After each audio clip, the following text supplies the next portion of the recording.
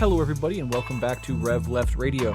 We have a really fun episode for you today. We have on Everett from the podcast Age of Napoleon, and we have back on the show Arjun from Deep into History to talk about the recent Ridley Scott film, Napoleon. We talk about the film, we offer our criticisms of the history depicted in the film, what we liked about the film, and then we zoom out and have a much broader conversation about French and European history, about the French Revolution, about Napoleon as both a figure and a betrayer of the revolution, or as he saw himself, the pinnacle of it. We talk about the Haitian Revolution and how Napoleon reintroduced slavery in the French colonies, but also on the other side, how he pushed against the rotting core of feudalism and monarchism throughout Europe and sort of dragged the rest of feudal and monarchical Europe by the hair into political modernity. So Napoleon is a fascinating character, and the history that swirls around him and that lifted him into the position that he got into is all fascinating as well, and we dive deep into it with two lovers of history that I couldn't ask for better collaborators on an episode like this. Also want to remind people that we have a relationship with our friends over at Kersplebledeb and Left Wing Books, that anybody who listens to Rev Left, you type in Rev Left at checkout and you can get any of their books 15% off. It's a really wonderful opportunity to bring down the price of some of these books and make it more affordable for Rev Left listeners. And the link that I'll provide in the show notes actually allows you to even bypass having to type anything in. You just click that link, pick your book, 15% off for Rev Left listeners. So shout out to Left Wing Books. Really appreciate the collaboration that we're doing with them and how they're allowing Rev Left listeners to get really interesting books of political left-wing history and theory at a cheaper price. So go check them out. But without further ado, here is my fascinating conversation with Everett and Arjun on the film, the man, the history, Napoleon.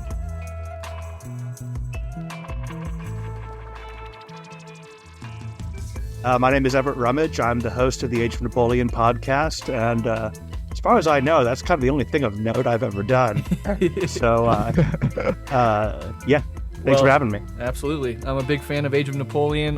Love your work, so it's really cool to have you on the show. And then we have back on the show Arjun from Deep into History. Arjun, how are you doing? And can you introduce yourself for people who might not know who you are? Yeah, sure. Thanks for having me, guys. I'm really excited to do this with two giants in the history space, so this is going to be fun. I'm Arjun. I host the narrative flowing podcast Deep into History. I weave threads of history together into sagas so you can access that knowledge with the ease of remembering a favorite scene in a movie.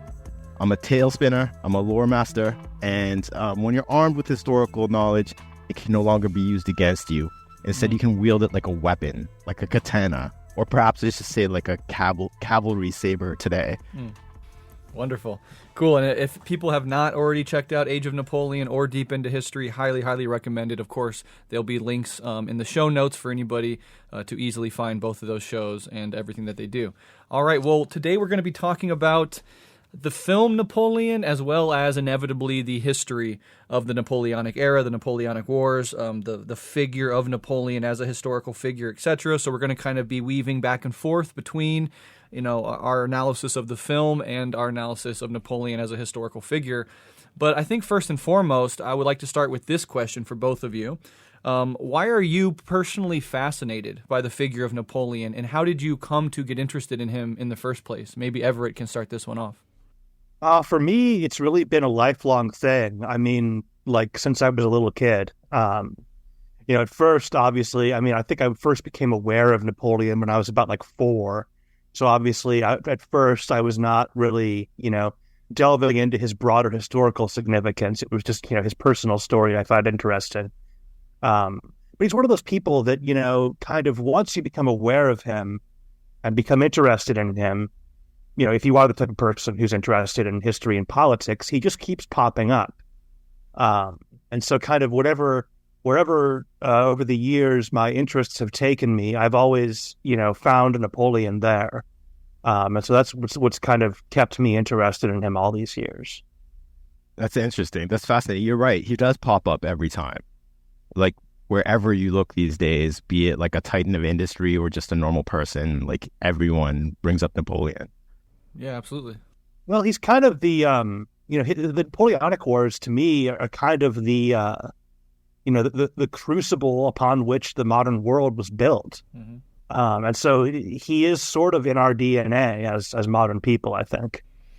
Yeah, definitely. I've talked about Napoleon as dragging the rest of Europe by the hair into political modernity, and and I think that's great. Yeah, we really have to understand the profound impact. Whatever your analysis of him as an individual turns out to be, the historical impact is truly, disproportionate to almost any other figure. I mean, you look back at figures like Caesar or Alexander the Great, both figures of history that Napoleon self-consciously saw himself as in the sort of tradition of. They had these larger than life lives because of their impact on history. But Arjun, how did you originally get into Napoleon?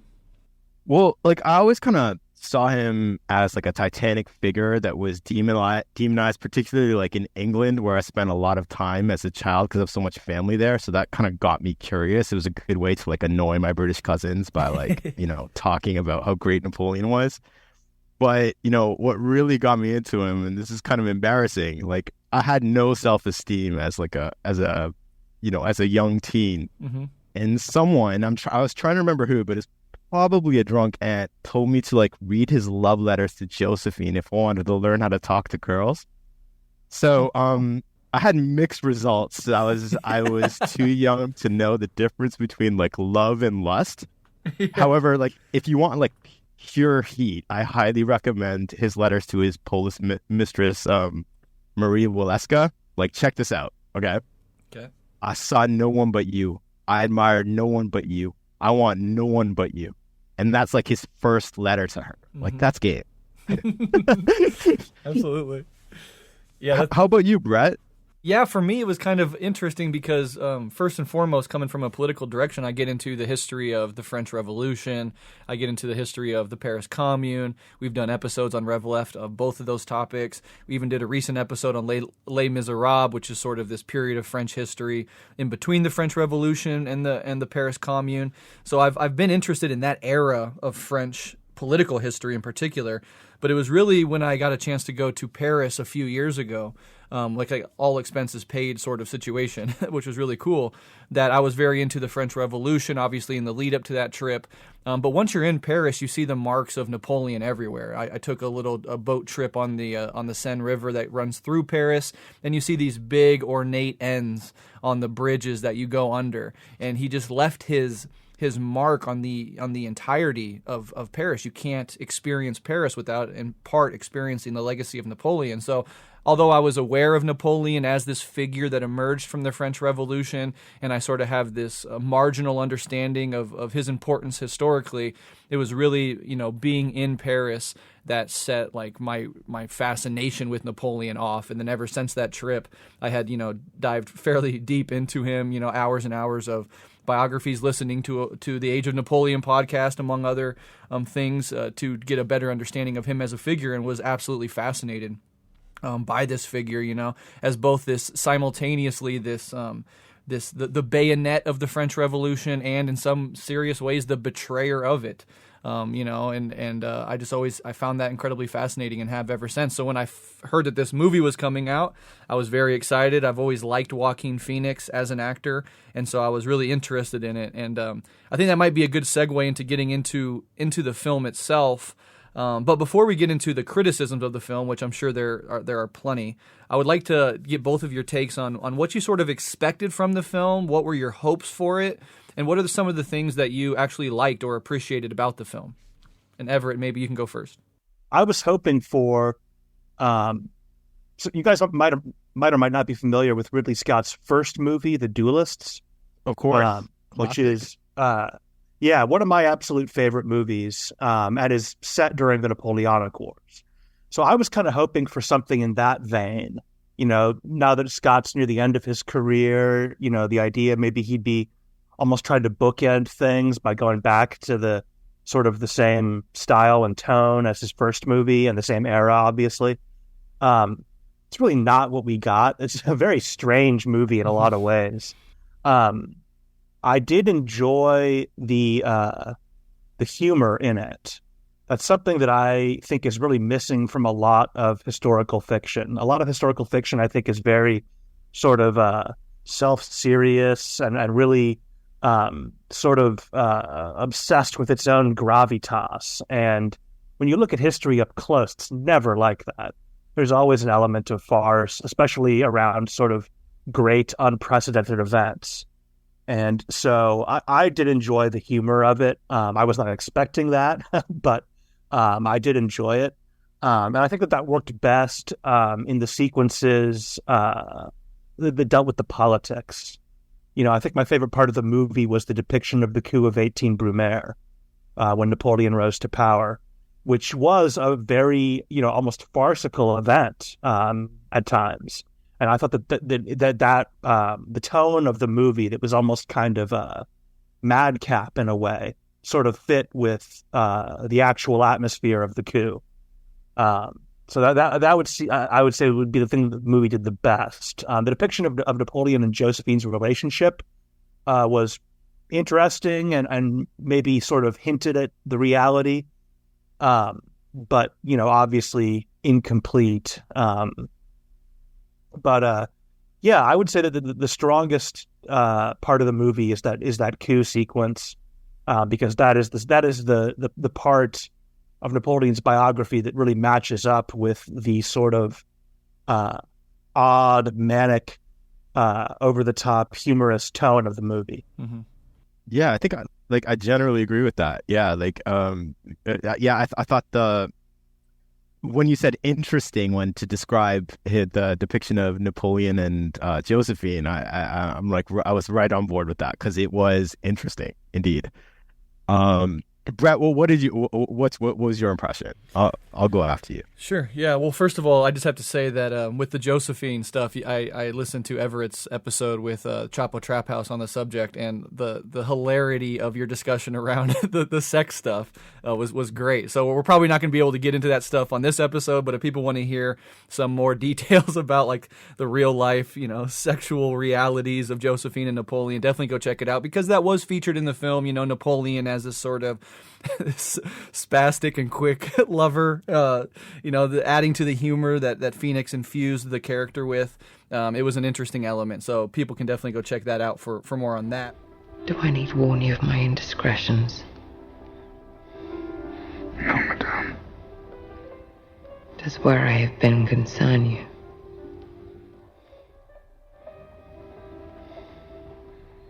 No, madame.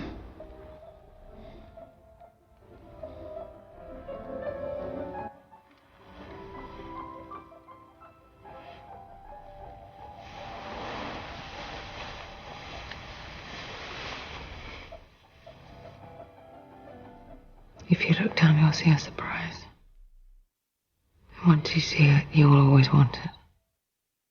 But what I loved about the movie, and from the jump, I loved this part of it, was the pure spectacle, the costumes, right? The dress of the characters was on point, and just being immersed visually in Revolutionary era France is really cool, because you can look at documentaries and they'll have paintings and you can get some visual idea of what things were like, but to have a huge budget bring that era of French political history to life and to visually be immersed in that spectacle was fascinating. And just as a film, history aside, I thought it was an entrancing film. Like it didn't feel 2.5 hours. I was loving every second of it, being immersed in it. Of course, I noticed, and we'll get into this in a bit, the historical errors, and it was very clear from the beginning that Ridley Scott wasn't overly concerned with that aspect of it. I liked Phoenix as Napoleon. I had a lot of hopes for him. I like Phoenix playing weird characters. Obviously, the famous one is him playing the Joker, but also many years ago with Philip Seymour Hoffman, where he played the character in The Master. Very interesting, dynamic actor. So I was interested in how he would portray Napoleon. And before Arjun, before you go on with your take on this, I'm just interested really quick in Everett's take of Joaquin Phoenix as an actor playing Napoleon. Since Everett, you have a really good grasp of Napoleon as a historical figure. What do you think about Phoenix's portrayal of Napoleon? No one is going to in a 2.5 hour movie sort of cover every facet of his character. So with that caveat, I did think it was a pretty good performance. He did capture, Napoleon was this sort of introverted, eccentric guy in a lot of ways. You look at how people viewed him before he was, a powerful, famous, influential person. And he was seen as kind of an oddball and an outsider.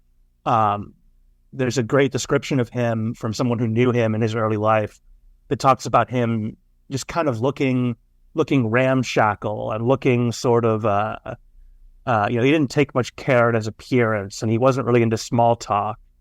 And he just was not a attractive figure, I guess you would say. And I thought that Phoenix did capture that, and did do a good job with the, bringing that sort of, he almost seems, when you read about him, he almost seems distracted quite often because he's just, I think he's a person who lived a lot of his life in his own head. And I think that did come across in the performance. That sort of introversion, intensity. You don't get very much of Napoleon's charisma from this movie. I think that's more a failing of the writing than it is of Phoenix's performance, though. Yeah, Arjun. Yeah, like I was hoping for something like very different, but like I did not expect it because it's Hollywood. But I'm excited anytime history is brought to the screen, especially like this way, which I thought was very grand. And all of us, I'm sure, like long ago gave up on like historical accuracy in film, and I don't think it's fair to expect it. When you're covering something as huge as Napoleon, like to condense it down into 2.5 hours is almost an impossible task. And I thought the acting, and I'm going to take exception with this, with you guys, like apart from Napoleon, was quite good. And like I thought, particularly like the depictions of like the horrors of like cannon and musket warfare was like portrayed really well. And overall, like it was quite a grand spectacle. I have to say that. Like I have to give credit for that for sure. Yeah. Grand spectacle is a good way to put it. I did, you guys both mentioned that, and I should say I agree with that it was engrossing and it was very fun to be immersed in that world. Absolutely. Yeah, and I'll just like, okay, can we talk about the sex for a second? Because we have Everett Sure. here, and Everett's an expert in Sex? Napoleon's sex life and sex. Yeah, Everett's like the. But yeah, okay, all right. Napoleon was like a very skilled lover from everything I've ever read about him, right? And yeah, I mean, that's the reputation, right? Right. Like I'm referring to I think I either heard it on your show or maybe the Chapo episode. You said you once heard a debate between two BBC historians that whether or not he slept with 1,000 women. Right? Yes, they were the people. I once overheard two historians debating whether or not his body count was over 1,000, which is a lot. And by all accounts, both Napoleon and Josephine were quite gifted in that department. So it was a little weird and disappointing to see that their sex life as depicted as so dismal. Mm-hmm. I think I can explain it though. Okay, so Joaquin went deep into Batman lore to play the Joker, right? We can all agree on that. Like he goes deep and really gets into his characters. I think somehow in his research and researching all the films, I saw like Danny DeVito's Penguin fucking Josephine. That's so yeah, that's my only like the only thing like that I didn't really like about it. But also I agree with what Everett said. Like I found none of the charisma that I think it developed with as he gained confidence in rank, particularly. I mean, we'll talk about the history, but like during like early in his rise, he had a way with people, and that didn't really come across because it seemed like he was kind of forced to be accepted just by merit of his military victories, when in fact I think he was a rather charismatic person after his getting over his initial awkwardness. Yeah, Everett, can you speak a little bit more Yeah, to I think to that's that? right. Yeah. Yeah, that's something that I think even professional historians sometimes underrate about him, is that he was, as I mentioned, he was kind of an oddball, kind of an introvert, but he was really good at, what we would call like retail politics. There's one little snippet in the movie where they sort of hint at this, that part during the invasion of Russia where he's kind of handing out bread to the soldiers and sort of kidding around with them. Mm-hmm. Right. He was doing stuff like that all the time. A huge proportion of his soldiers had met him and had a chance to talk to him. And he was constantly just sort of getting involved with what, the soldiers were doing. I've always enjoyed, there's a letter I found of his once where he went and visited his the camps of the army when they were waiting to invade Britain, which never actually happened, obviously. And he visited the camp and then wrote a letter back to the War Ministry in Paris.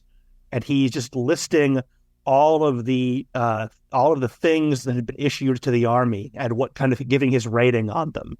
So like, the tents are satisfactory. The hard biscuit is not good, needs to be replaced. The meat is good.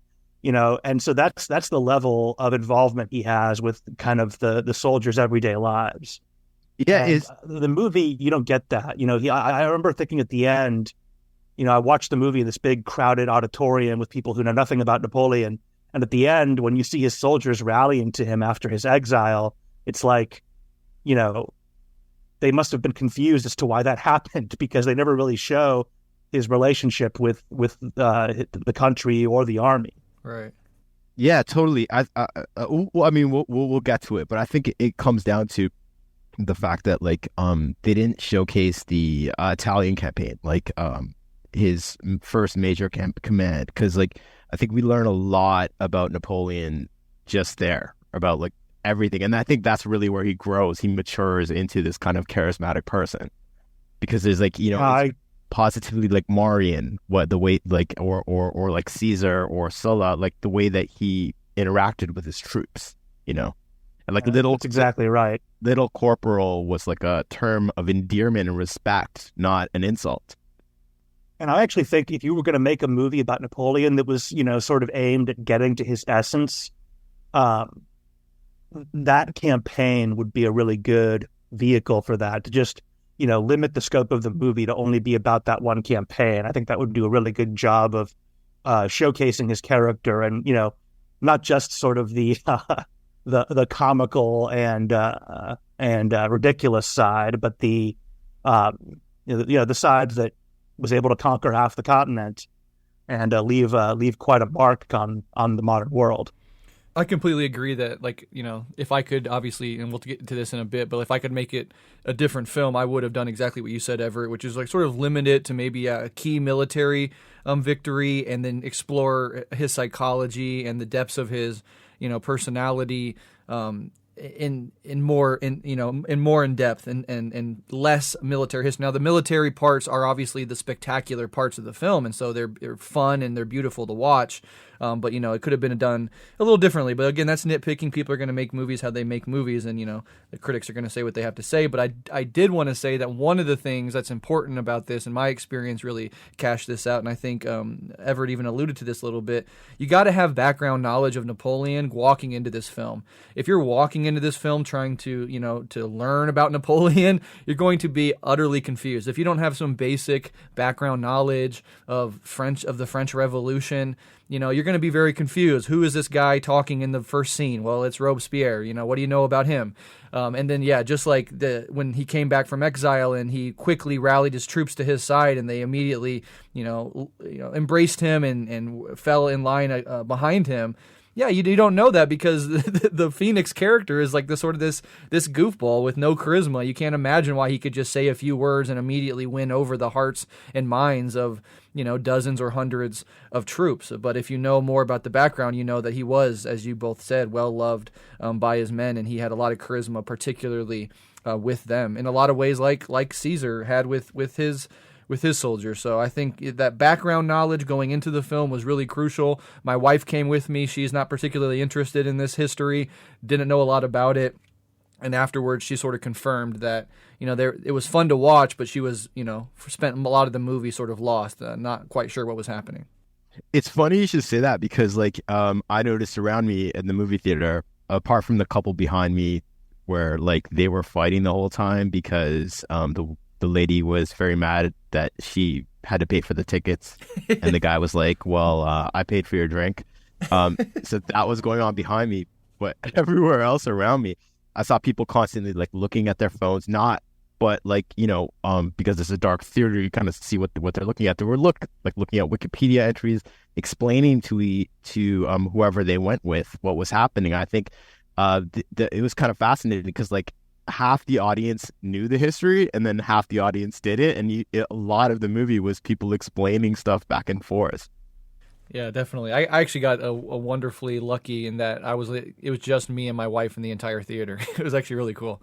So I didn't get to see any reaction from fellow moviegoers, but we got the entire theater to ourselves to watch it in the middle of the day, a week or so after it came out. So I thought that was an interesting experience. But I found myself, leaning over and explaining, things, or my wife tapping me and asking me what's going on here, and I was trying to fill in the blanks. But let's go ahead and get into the criticism. We've certainly launched a few criticisms already, but maybe we can go a little bit more in depth. What did the film get wrong, and what are your major critiques of the film, both as a film perhaps as well as an ostensible history? Well, as far as just accuracy, Arjun, I think you said very well at the beginning. Accuracy in historical fiction is kind of not the primary goal, and I think we should not judge creators of historical fiction for inaccuracies, overly harshly, because it is, they are not doing nonfiction; they are doing fiction. That said, there are, a huge number. Almost every scene is not how it happened. I saw a clip from the BBC where they had some historian on being interviewed about this movie, and he said that there were only, out of the 2.5 hours, there were only 38 minutes that were accurate. And that struck me as maybe a bit charitable, actually. But to me, again, that's not the most important thing.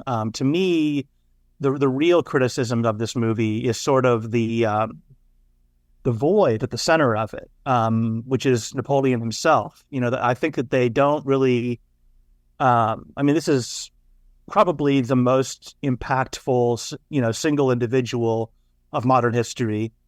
A guy who led an absolutely crazy life, who millions and millions of people followed, hundreds of thousands laid down their lives for. You don't get any sense of why. Why was he able to do all these things? Why was he popular? Why did people follow him? Why was he important? The movie does not seem to be interested in any of these questions.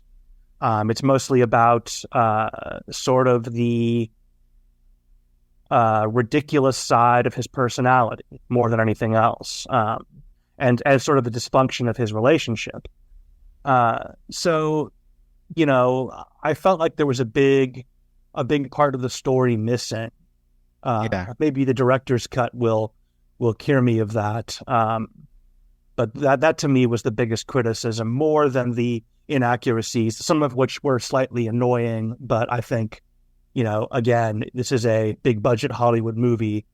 I don't think we should be expecting accuracy in any sense that a historian would recognize. Yeah, totally. I agree with you. I think there was no joie de vivre, if you will. It was especially when it came to Napoleon, it was a very kind of I always say a dark, brooding character, almost like an introvert throughout, rather than showing an evolution of his character, which I think is more true to history and I think would have been pretty easy to do. But I also thought okay, so in the major battles, and there were quite a few in this movie, I would have appreciated more like of an aerial view that would have like allowed the viewer to kind of know what was actually happening. Like I'm not a fan of like Oliver Stone's Alexander, but like he shot the Titanic Battle of Gaugamela and gave a sense of like what was happening on each side of the battle by like dividing it into wings through the aerial view. And I thought like that would have been a brilliant technique to employ here. The battles, there's some really cool visuals in all the battle scenes, but they don't really give you much of a sense of how Napoleon won these battles. Right. You know, they sort of kind of crudely imply this trap at Austerlitz, but they don't really show you how that was achieved. And the other criticism I had of the battles, they sort of seem short and small scale. Right. And maybe that's just a challenge of trying to show so many of them in this short time frame. But you know, Austerlitz, you know, from the version of Austerlitz we get in the movie, you would assume that, you know, it was like a few thousand people fighting for like, you know, maybe an hour and a half. When in fact it was like, you know, well over 100,000 people who fought for the better part of a day. Some of these battles lasted several days, and you don't really get much of a sense of that from this movie. Yeah. Yeah. Brett, well, how about you? What do you think? Yeah, no, like the battles. I definitely agree with all that. And yeah, the battles, because the movie was focused on showing, you know, in spectacular form some of these battles and all of that, you sometimes aren't informed on what, like, sort of as Everett was saying, what makes Napoleon a military genius. You know, it's just like he's winning, but you're not exactly sure why he's winning so many. You don't get the full sense of just how desperate, I mean, you get this a little bit, but just how desperate the rest of Europe was to stop this madman. And then also his foray into Egypt is one of, in my personal opinion, one of the most interesting aspects of Napoleon's sort of military career. And of course, you know, it's like it shows that scene where they shoot off the top of the pyramid, which, you know, kind of just bothers me because we all see the pyramid. We know that the top is still on. And like the fact that, like, you know, the real battle happened some 20 miles away or whatever. Of course, these are just, you know, little things that are woven into the movie to sort of speed things up and make a point. And I think Ridley Scott even mentioned, like, I don't really care about the historical accuracy of the Egyptian campaign, and him blowing off the top of the pyramid was just sort of shorthand for, like, he came, he saw, he conquered, blah, blah, blah.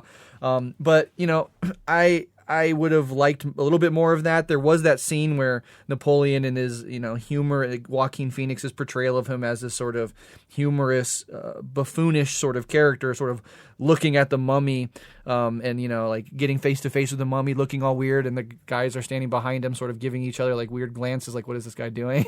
But, you know, of course, that's a big part of the story where he basically, or his campaign basically founds the field of Egyptology. And I would have liked to, of course, seen a little bit more on that. If you just had a whole 2.5 hour movie about Napoleon in Egypt, that would have been pretty fascinating.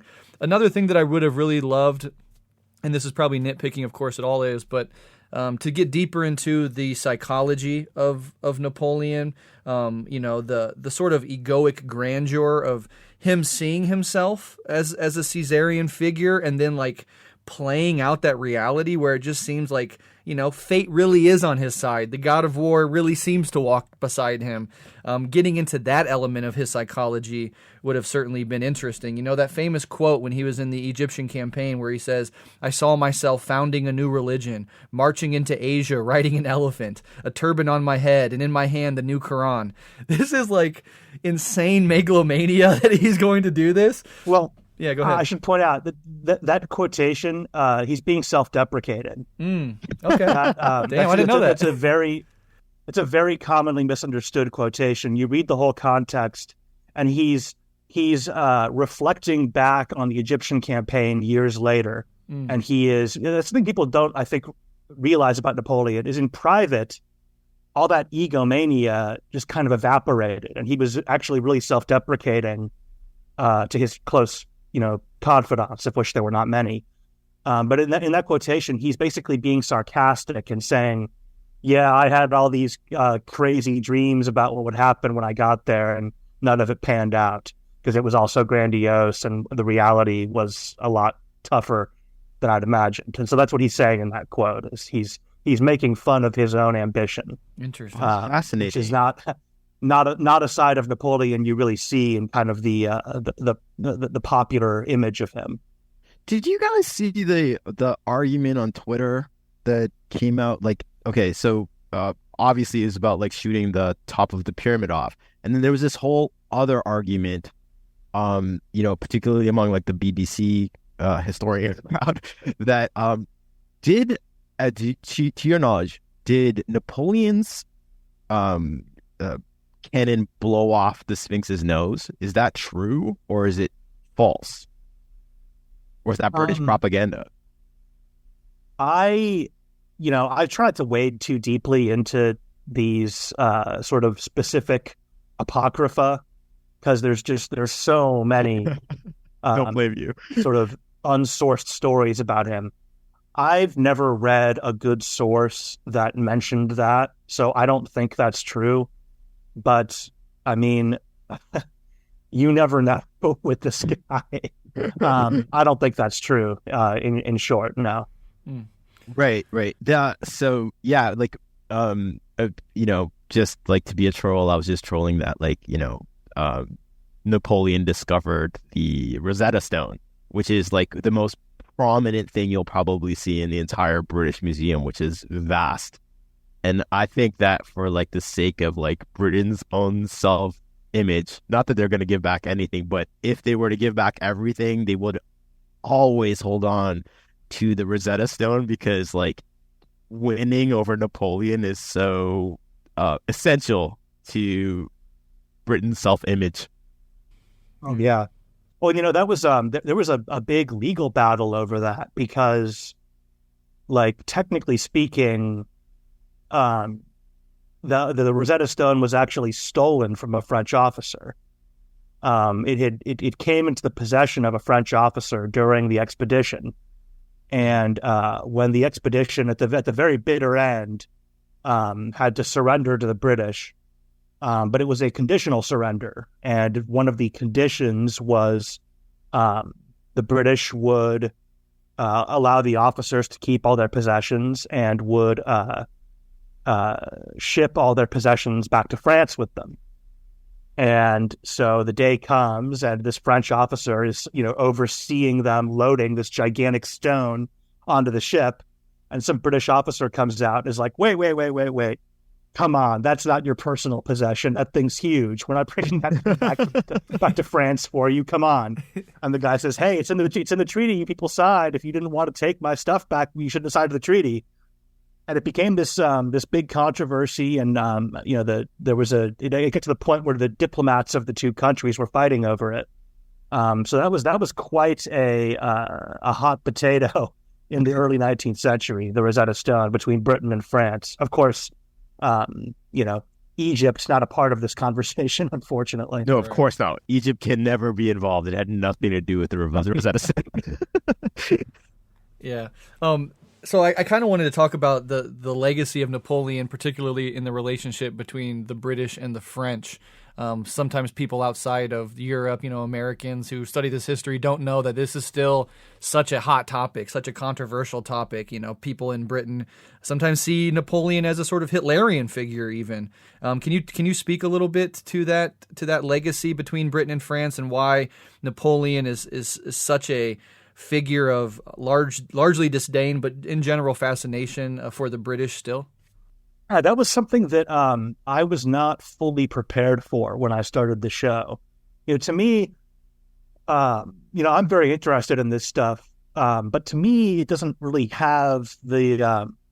I don't see it as having much sort of direct one-to-one resonance in the modern world. Mm-hmm. To me, these questions of kind of who are the good guys and who are the bad guys. I mean, it's so far in the past, and they're, I don't really find a lot of good guys on any side of this story. To me, it's like, reading about the Trojan War or something. It's just, it's so far in the past. Who's thinking about it in those terms?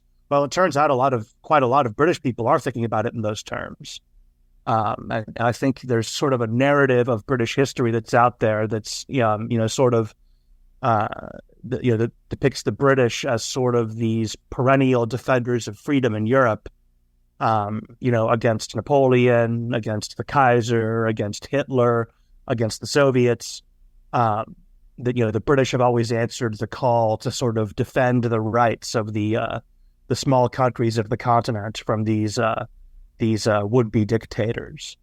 And I just, it's not an entirely, you can sort of see how people came to believe that, especially given all of the propaganda about Napoleon that was distributed in Britain during his lifetime.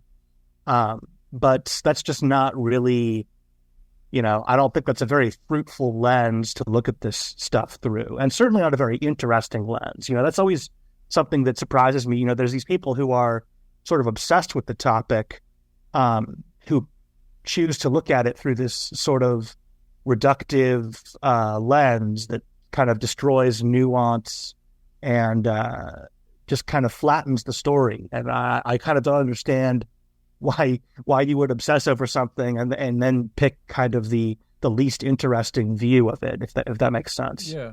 And as far as I'm aware, France was never able to invade Britain and commit atrocities or anything. So the fact that average Brits would be still so worked up about it and so invested in making Napoleon this evil figure. I mean, I get that there's this long rivalry between the two countries and all these battles that took place before, during, and after the Napoleonic era. But am I correct? They never crossed the channel and invaded Britain, right? No, I mean, they there was a period of sort of invasion fever where it looked like they were about to. And so for actually several years, there was this sort of public panic in Britain, which I think is actually the origin of some of these attitudes. Mm-hmm. But they never were able to actually set foot on British soil. There was a sort of abortive diversionary invasion where they very briefly were able to put some troops in Wales when there was a attempt to invade Ireland, but there was never any serious French invasion of the UK. Right. So the preparations for that crossing, they're kind of akin to Operation Sea Lion that the Nazis were trying to do. Right. They were building up and up and up on the north coast of France, but the British Navy would. And the weather on the channel would make a crossing impossible, right? Right. And it's just amphibious warfare in that era is just so difficult. I mean, you really needed. I mean, the British could barely pull it off, and they were the best in the world at it. So that was, I think, more than anything, Napoleon was hoping that sort of the threat of an invasion would affect the internal politics in the UK, which he was sort of half successful at. He was able to affect the internal politics of Britain, but in the opposite direction than what he was hoping. He was hoping that would encourage sort of pro-peace voices to come forward. But instead, what happened is people sort of got very afraid and rallied around the government, hoping the government would protect them from Napoleon. Fascinating. That is, yeah. So I have another part of the history and the film that, the film depicted this event as well. There's a famous painting about it. And I've obviously, when I was in Paris, I stood outside Notre Dame. It was still being repaired from the fires several years ago, so people weren't allowed in. But this is the cathedral within which Napoleon crowned himself emperor. And of course, it doesn't go into the background of the history here, but my understanding is that 1,000 some years earlier, Charlemagne, was sort of being crowned king or whatever, and the Pope at that time put the crown on the head of Charlemagne. And what that symbolized was, although you have the rise of this powerful political sovereign, he ultimately derives his power or is in some way underneath the rule of the church. And so Napoleon, understanding that history, because Napoleon was a bit of a history nerd himself, understanding that history, refused to allow any other person to put the crown on his head. And so he insisted on, and sort of to the shock of the people attending, insisted on putting the crown on his own head, basically learning from the mistake of Charlemagne. And of course, also calling himself emperor, not king. There are many kings throughout Europe at this time. And of course, the revolution that allowed Napoleon to rise in the first place came about by beheading their king. So Napoleon was not going to call himself a king of France or one king among many. He insisted on calling himself emperor, standing above even kings. I found the crown of France in the gutter. I picked it up with the tip of my sword and cleaned it and placed it atop my own head. And I thought that was an interesting portrayal, interesting history, and I'm wondering what your thoughts are, or if you could even deepen our understanding of that event. So, as you mentioned, yes, this is there's the influence of Charlemagne. Charlemagne's a huge influence on the coronation ceremony, and so Napoleon was surely thinking of that precedent. But he, no one was shocked by him crowning himself. That was actually pre-planned and had always been a part of the ceremony. And part of that was actually meant to represent, his own, the fact that he had seized the crown through his own efforts, and that he was, he did not view himself as subordinate to the Pope in any way.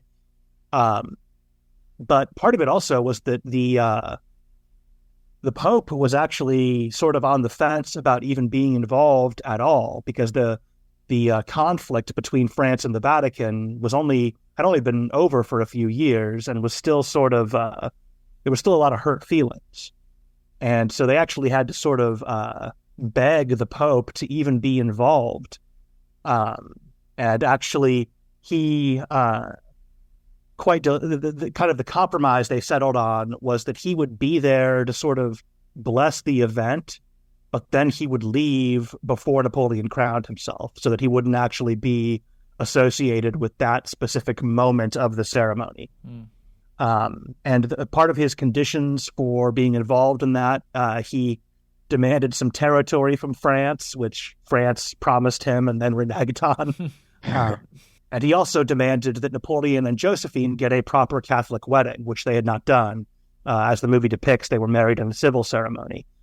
And so actually the night before the coronation, they had to find a priest and bring him into the palace, and they have him do a quickie wedding ceremony for Napoleon and Josephine, because otherwise the Pope would not be involved, because in the eyes of the church, Napoleon and Josephine were not even technically married. So they had to go through this weird sham ceremony the night before the coronation. It's so interesting. So do you guys think that the act of him crowning himself, like Everett, you said that it was pre-planned. Do you think that was an effort to, obviously he kind of subvert the revolution, but do you think it was meant to display revolutionary ideals, in the sense that, his image, his propaganda, I'm a common man and I am crowning myself. I made myself emperor, therefore I'm the end result of the revolution? So I think that's exactly right. The coronation, to us, it looks like this kind of weird, stilted, almost medieval ceremony. But it actually, he did not follow the precedents of an old medieval style coronation. That whole ceremony was sort of new. And at the time, actually, people kind of found it weird, because it was not a traditional coronation. It was not harkening back to the Middle Ages. It was sort of all invented tradition. A lot of stuff like some of the regalia was called, like the scepter of Charlemagne, but Charlemagne never touched it. It was new. It was sort of crafted to look old and sort of imply that it was related to Charlemagne, but it was all new, invented tradition.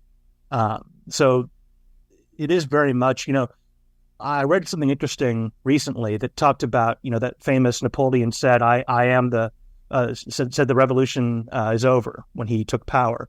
And this argued actually that that's maybe not the right translation, and that maybe we should be saying that Napoleon said the revolution is completed, meaning, not that I'm rejecting it so much that, it was a process and now the process is completed and, here is the product of that process, which is a fully reformed French monarchy that has incorporated all of the positive developments of the revolution. And so there is no more need for, ongoing political dissension and turmoil because the process is over and, now we can turn the page. Yeah. Yeah. That's amazing. That's amazing. Yo, I'm loving this, guys, because I'm getting more from you two than I have. In preparing for this, I went back and read all my old books, and then I started listening to lectures and podcasts and stuff. And yeah, man, I just literally heard today some on one of the big interview podcasts where they said that he was the professor said that he was held the scepter of Charlemagne, and I was pretty sure that's fake, but no, we have proof. Thank you for that. Yeah, I appreciate Everett correcting the record on several things. I would watch full documentaries, and some of the things that I said, even that quote when he was in Egypt, was presented in several documentaries as not at all self-deprecating, as a genuine reflection of his growing, megalomania or whatever. So it's really helpful to have those sorts of things criticized. There's so much apocryphal stuff when it comes to a figure like Napoleon. So much stuff seeps into the discourse. Mythologies are created around him. So this is one of those topics that can lend itself to various distortions. But I think this discussion leads well into this next question, which I think is really crucial to understanding. We're just talking about him seeing himself as the pinnacle of the revolution. In a lot of ways, people throughout France welcomed him becoming emperor as this symbol of now stability after many years of tumult. You have the French Revolution, you have the Reign of Terror, you have the Thermidorian reaction. It's a big period of instability for the French, and so in some sense, Napoleon sort of ends the revolution, wraps it up, betrays it in some ways. I mean, where's the Republic? It's gone. He's now the emperor. But in other ways, he carries forward the modernizing aspects of the French Revolution. So the question to both of you is, what is Napoleon's ultimate relationship to the French Revolution and its legacy? I would love to hear your thoughts on that connection. Everett, you're the man. You go first, man. Fair enough. Well, like anything with Napoleon, the answer is it's complicated. But to actually delve into the question, in some ways, yes, he is, the ultimate betrayer of the revolution.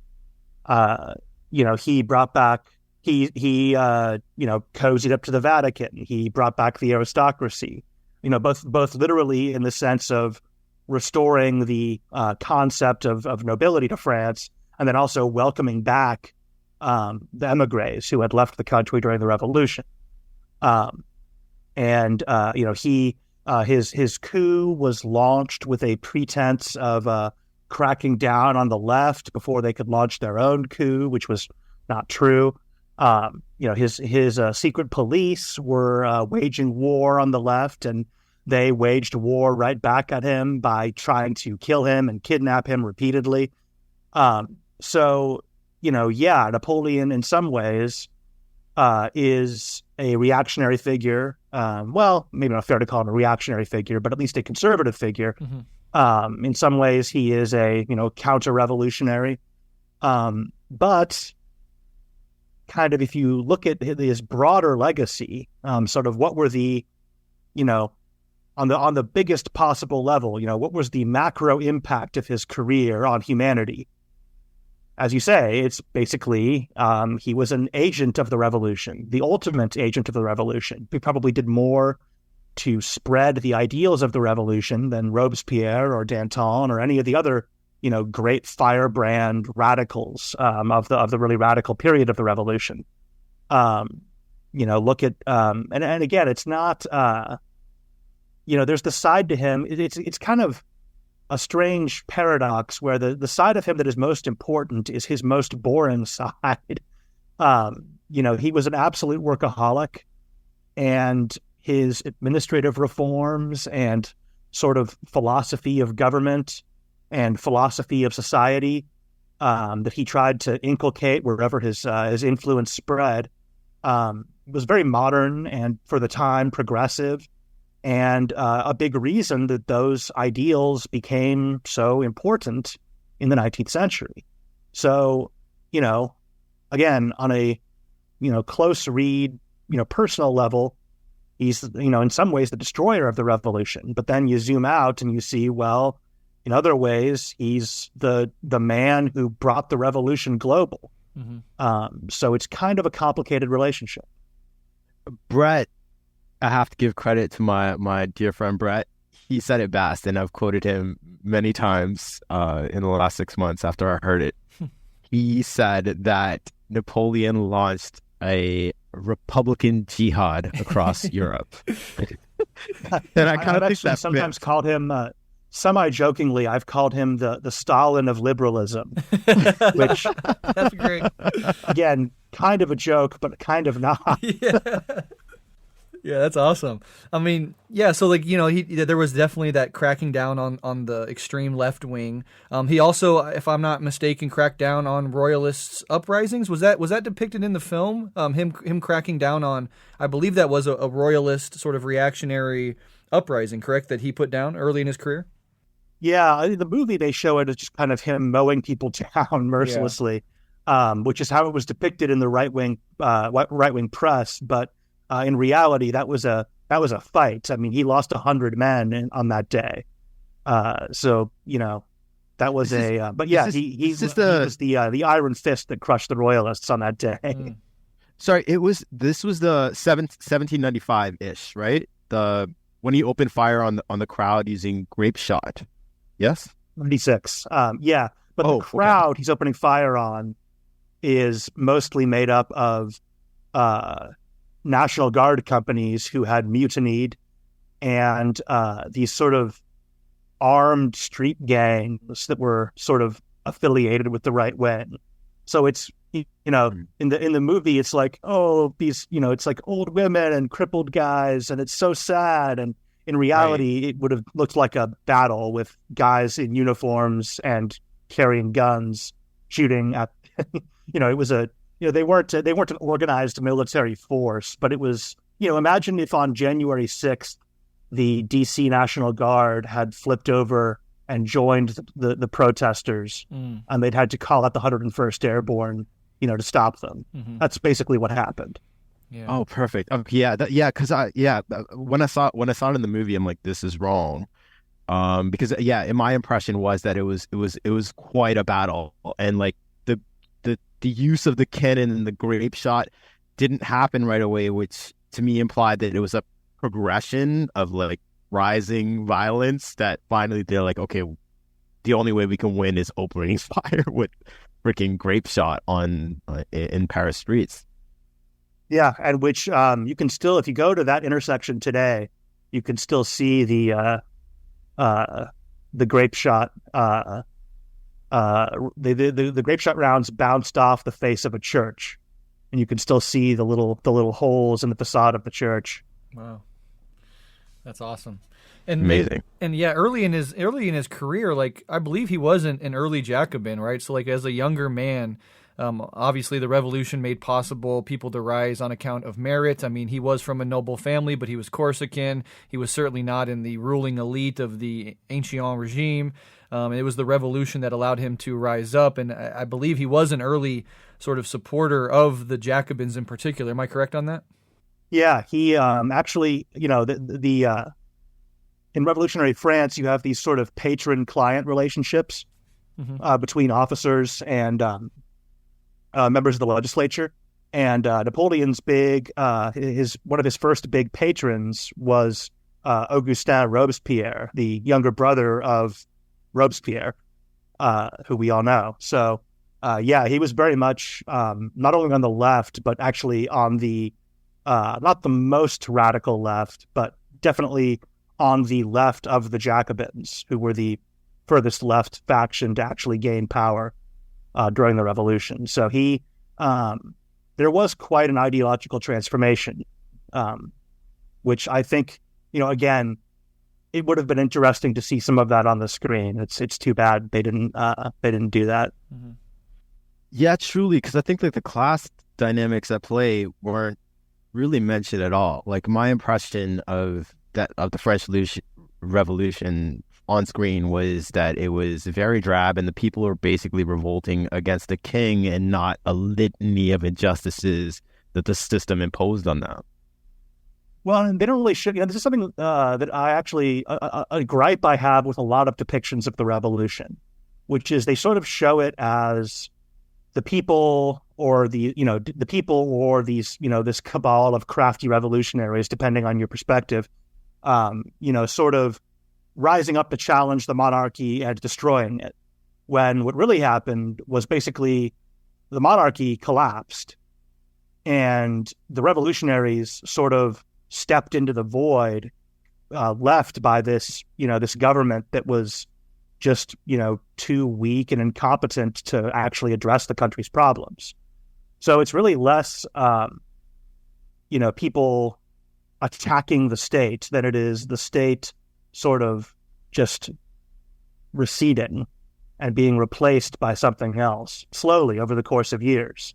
Yeah, right. And that that's kind of not the sort of orthodox traditional view of how revolutions work. But when you look at them up close, that is generally the model. Definitely. Yeah, it's so fascinating. Like especially like what I mean, we're gonna get to it later, but like the ideals of the revolution, and one of the good things that you could say, like internationally anyway, about Napoleon's code that he imposed, and I believe Simon Bolivar was there at his coronation, who became the liberator of like South America, and like he imposed his version.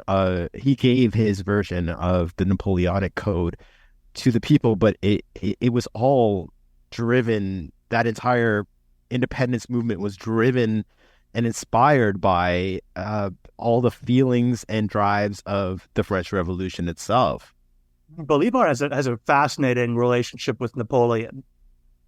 He, both admired him. He saw him both as a model and also as a cautionary tale.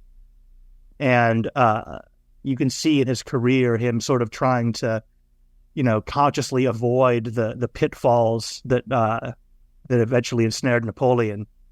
But yeah, that's again, that's the I think important part of his legacy is things like that.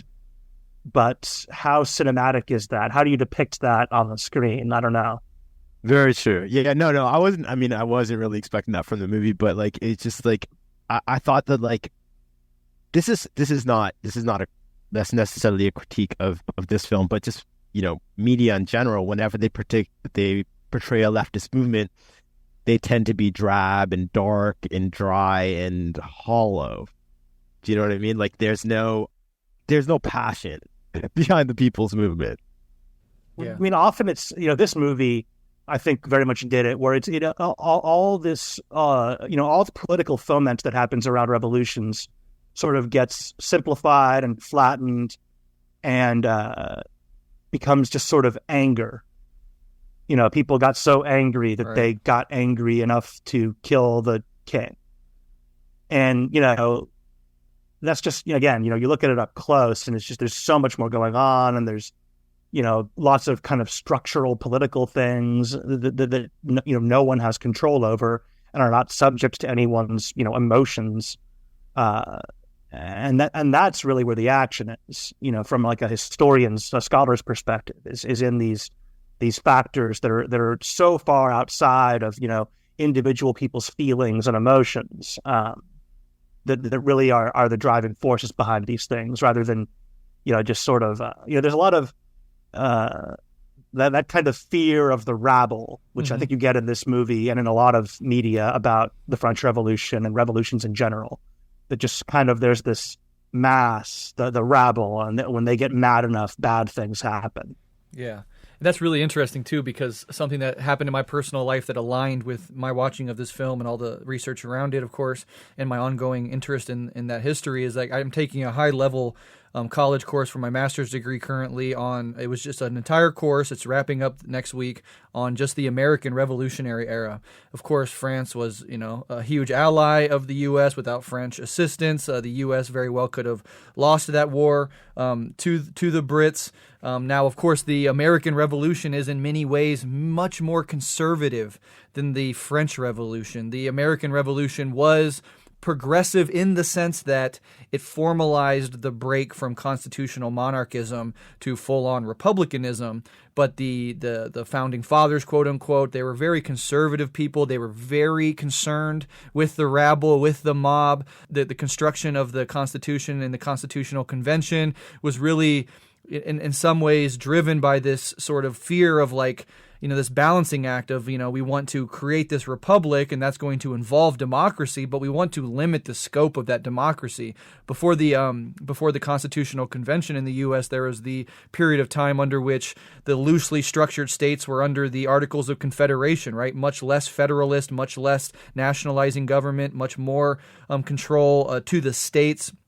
And it was actually Shays' Rebellion, this sort of farmer uprising from the lower classes that really spooked the founding fathers and the elite in the new American country, and really shifted away from the Articles of Confederation and necessitated the construction of a more powerful national federalist state that was sort of codified in the Constitution and the Constitutional Convention. So these class politics are always at play. Now, the French Revolution, in comparison, was also, of course, a bourgeois revolution, also broke away from the constraints of monarchism and feudalism as this historical event. But in the early days, especially under Jacobin leadership, it was much more radical, much more left-wing than the American Revolution. And, of course, that resulted in the Thermidorian reaction, and then eventually, the crowning of Napoleon as emperor, which sort of ended that Republican experiment for a time. The U.S. never had a Napoleonic-like figure, never had a regression like that. And at the end of Napoleon's life, he said famously, Everett, this might be another apocryphal quote, and you can correct me, but he said they wanted me to be another Washington, meaning, Washington has this reputation of, in this dignified way, he refused to go beyond his term limits. He, confined himself to leaving and going back to Mount Vernon and allowing the next election to take place when the stature of Washington was so big and he had so much popular support that if he wanted to pull a move like Napoleon pulled, he could have. Credibly, there was an option for him to do that, and he didn't want to do that. So that Napoleon saying they wanted me to be a Washington, I always found very interesting. So there's this left-wing, egalitarian, progressive element to the French Revolution that the U.S. Revolution didn't really have. But in other ways, there was this counter-revolutionary side that we've talked about. But there's also this big question of Haiti, right? You have the American Revolution, pretty conservative in relation to the French Revolution. Then you have the Haitian Revolution, which is in some ways more revolutionary, more extreme than either of those two revolutions.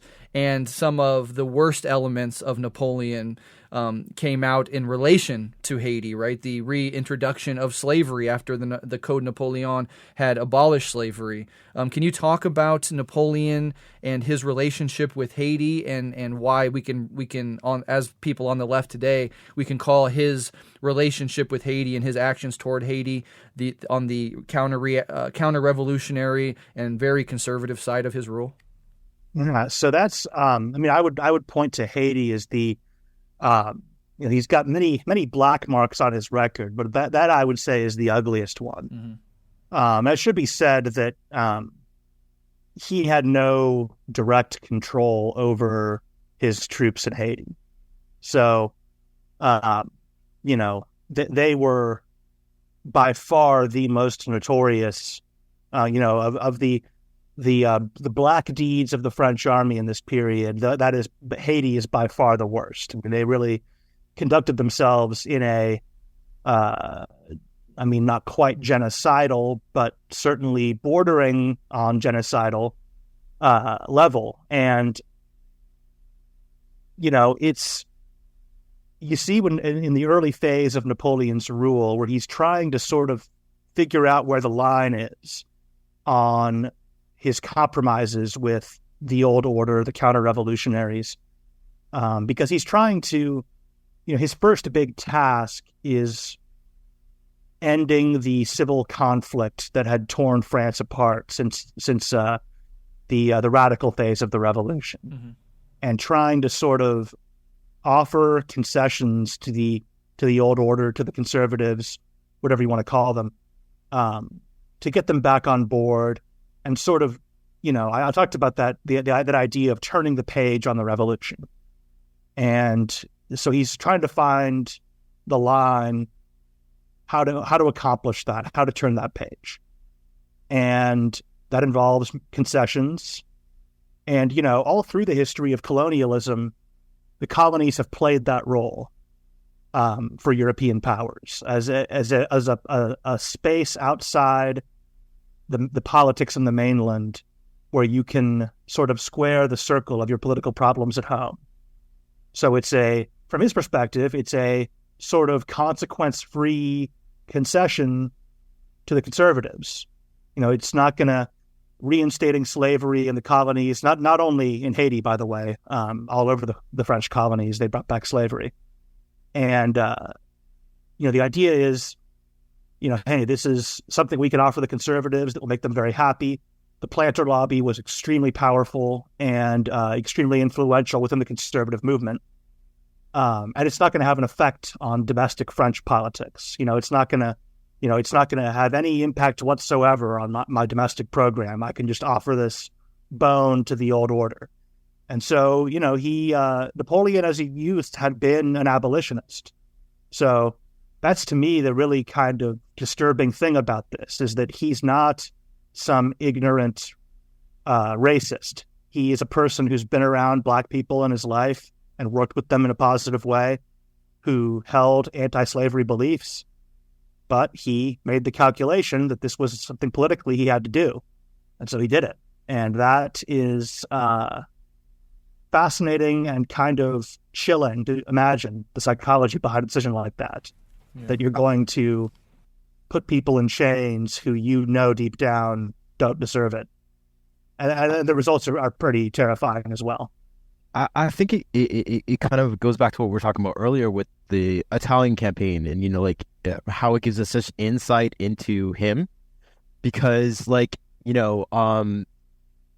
only did he have that kind of hands-on troop with the troops atmosphere and keeping them happy, his campaign in Italy was, and I know everyone always compares him to Caesar or Hannibal or Alexander the Great, but to me, Napoleon revealed himself as Lucius Cornelius Sulla, in his conduct in the Italian campaign. The looting he's Sulla in Greece, I should say. He's looting, mass rape, mass plunder, to pay his troops, these revolutionary troops who haven't been paid in God knows how long, and at the same time repopulating the treasury, and is very willing to embrace every element, but particularly the most conservative when it's convenient to him. Does that make sense? Yeah. Yeah, absolutely. And to me, that's the really interesting, people talk about what a megalomaniac he was and what a villain he was. And to me, I think people are sort of missing, in a sense, they're missing what's really chilling about it, which is that he's not just slaking his bloodlust. He doesn't really have bloodlust. He actually is horrified by battlefield casualties. He's a person who, because he sees himself as one of the great men of history, he, was a reader of, as you called him, a history nerd earlier in the episode. It's absolutely true. He was. And he very much understood and believed that part of being a great man of history was being able to mete out violence when it was called for, being able to be cruel when it was called for, being able to be heartless when it was called for. And he, to him, that was as much a part of the job as the nice stuff. And he saw it as his duty to approach that part of the job unflinchingly and to not think twice and just do it. And so you do have a person who, again, and he doesn't love killing people. It's in a way weirder than that. He just is kind of willing to do it because that's his role. And so in Greece, man, I'm telling you. it's chilling when you look at it up close. But, on a certain level, I mean, everyone in that era who's a political actor is making decisions like that. So he's not really wrong. It's just sort of no one else is doing it on that scale, and no one else is doing it kind of with their eyes open like that. And it's a little bit unnerving. For sure. You take a close look at it. That's a great point, yeah. Now, just to one more final point on this, the Haitian chapter is, I believe it's in 1802 in which Napoleon reintroduces slavery in the French colonies. 1804 is the pinnacle of the Haitian Revolution that ultimately succeeds. Do you know anything about Napoleon's reaction to the success of the Haitian Revolution and the sort of kicking out of the French at that point? Well, there's a famous, supposedly when he was informed of, that the expedition had surrendered and that it was really, well and truly over. Supposedly he said, "Damned coffee, damned sugar, damned colonies." So I think, this was just, again, he's not a sentimental person. He's, this is just a, well, that particular policy initiative has failed. That's a shame. He's not, he occasionally gets angry, but he's not really a emotional person. So he took it in stride, as ugly and horrific as it was. Yeah.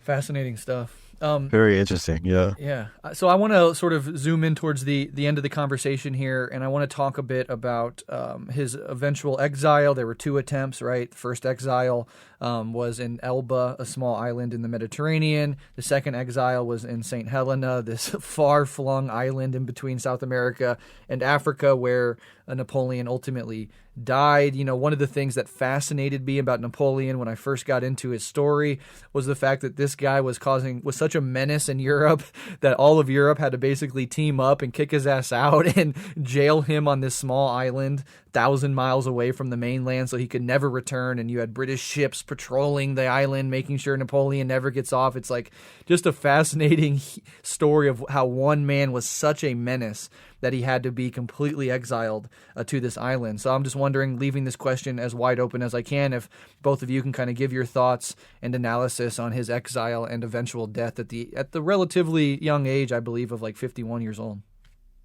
Sure. Yo, I want to say, like, his exile to Elba is kind of fascinating in that, like, the British tabloids, newspapers, like, famous quotation headline, "I hope he has enough Elba room." But on Elba, he wasn't like a prisoner. He ruled it and brought that like island, being an original island boy himself. 'Cause I'm an island boy and I've been trying to make. Oh, I'm an island boy. Like evolved its economy and took like a severe interest in it, whereas like his subsequent exile to St. Helena was quite literally a prison sentence. Like they were both like kind of vastly different. There was this idea among the European nobility that sort of, once you've been accepted as recognized as a legitimate monarchical ruler, that is inalienable, and maybe we can shuffle around exactly how many territories you rule over, but really monarchs should not be in the business of deposing other monarchs. Understandably, that is not a precedent no one wanted set. Right, divine right.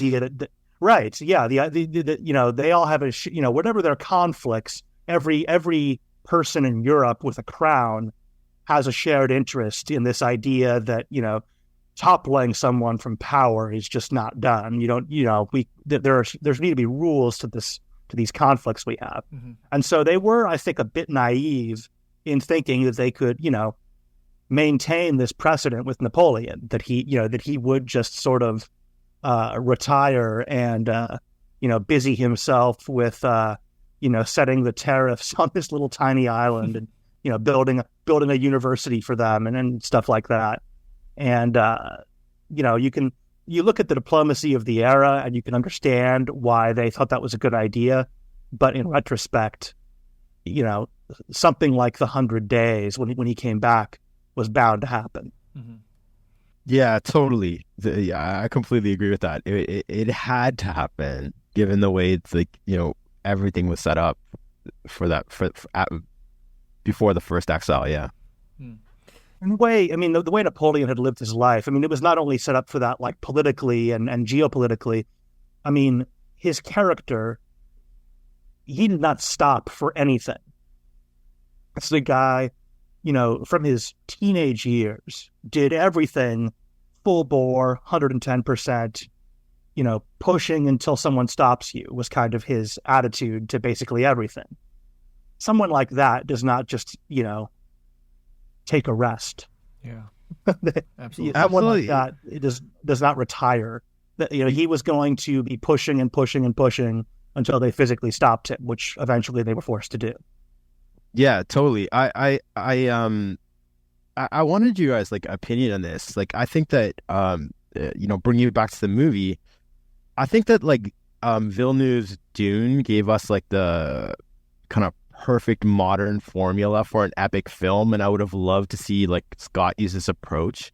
You do an all-out roll of the dice on Dune, Rise of the Twink, and it's well received, and now we get Dune 2, Revenge of the Twink. You know what I mean? You split it up into two kind of grand epics, because especially when you're dealing with something as a topic as vast as this, I feel that kind of approach, taking a risk by just doing, I don't know, the Italian campaign in Egypt and, everything that was going on in between would have been, in my opinion, more compelling. What do you guys think about, that kind of approach to historical filmmaking, given that, we've all kind of, given Hollywood a lot of credit and leeway in the sense that it's very hard to make historical movies. Yeah, I think a very good model is the movie Lincoln, which does not start with Lincoln being born in a log cabin. It starts with him already president, and is about a pretty discrete period of time.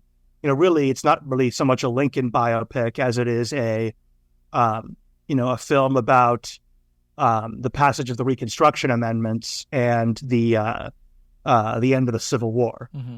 Sort of centered on Lincoln, but not really a biopic. And I think that would have been an interesting approach to take with this, just because the story is so big. I also saw someone joked on Twitter that they should have done a Letters from Iwo Jima / Flags of Our Fathers type deal, where they could have done one movie that was depicting Napoleon's real dark side, showing him as this kind of heartless, evil conqueror, and then done another movie that showed him as sort of, the avatar of the Enlightenment, destroying the old order, freeing Europe from feudalism, the positive side of him. And that would have been an interesting approach too. I would have loved to see something like that. Yeah. Yeah, for my 2 cents on that, what I would have loved, and I told this to my wife right after the film, is, I don't know if people are familiar, but in 2008 there was this HBO drama called John Adams, where they do sort of immersed in the time, and you do 8 episodes or 10 episodes, sort of going through all of that history instead of trying to fit it into 2 hours. And I think a HBO level drama series with a big budget. They did the old series in 2004, Rome, which was another example of this historical epic where they sort of cover. Shout out to Rome. Yeah, cover huge periods of time. And with a figure like Napoleon and a history like the Napoleonic Age, I feel like movies are cool, they're awesome, they're fun, but I would have loved to see an actual drama television series really going through it, where you could spend much more time delving into his character. You could spend much more time on the history involved, and that would have, I think it would have lent itself to a lot of the stuff that you and I would have liked to have seen from this film, but the limitations of film as such, sort of require these sort of annotated versions, these quick jumps through history, this hyper fast pace that never slows down, and to be able to have a drama series that you could really take your time with it, even with a figure like Joaquin Phoenix playing Napoleon, but allowing Joaquin to explore different aspects of Napoleon. I think that would have been like the best way to do this, but that's just sort of my takeaway.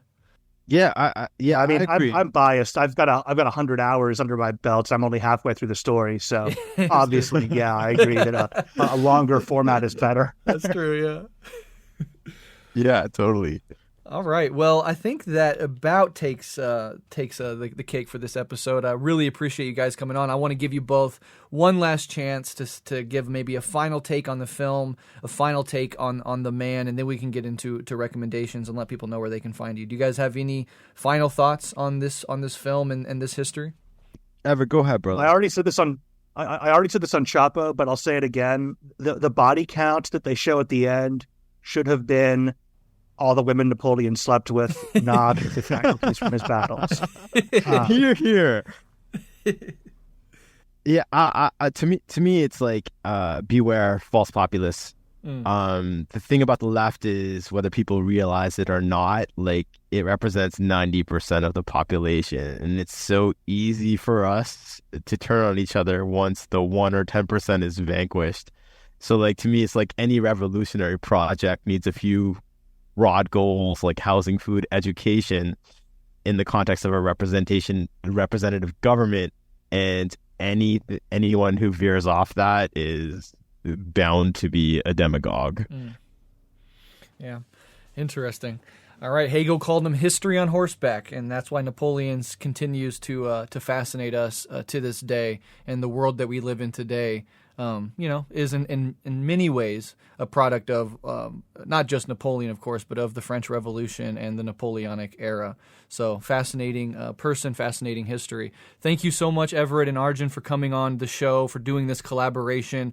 Again, you have Age of Napoleon, Everett's show. I can't recommend it enough. Deep into History, Arjun's show. Can't recommend that enough. As a final question to wrap up this conversation, do you have any other recommendations for those who would want to learn more about any of this history? And then can you please let listeners know where they can find you and your work online? So if you know how to find this podcast, you can find my podcast as well. Mm-hmm. It's called The Age of Napoleon. It's, look it up wherever you found this and you'll find it there. Wonderful. Arjun? Awesome. Yeah, like, I just want to reiterate what Breht said. Like, I recommend everyone listen to Age of Napoleon, and and Rev Left Radio, of course. Especially, you did some amazing episodes about the history of the French Revolution, which I love. As far as books go, I'll go back to where I started with Napoleon. So there's a book called The Letters of Napoleon to Josephine by Diana Reed Haig. I believe that book is out of print, so I'll be posting links to it on social media. You can follow me at Deep in History on every social media platform. I'm not on Facebook because, like, fuck that. But everything else. And my show is available on every podcast platform. And it's such an honor to talk with you guys. I had the best time. You guys rock.